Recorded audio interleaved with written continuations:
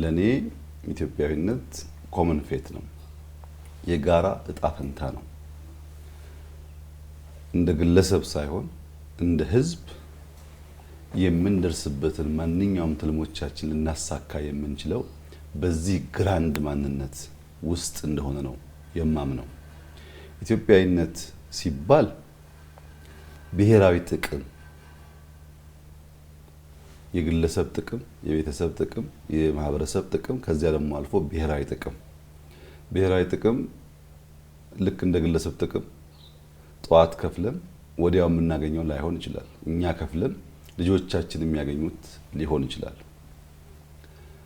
አሰባሳቢ ትርክት እኛ ሲፈጥረን ባለብዙ መልክ፣ ባለብዙ ቋንቋ፣ ባለብዙ ባህል ስለሆን እነዚያ የሚለያዩ ማንነቶች ዋናው ማንነት እንዳይሸረሽሩት የሚሰበስበን እንደ ቤተሰብ እንድንታይ የሚያደርገን ትርክት ያስፈልጋል።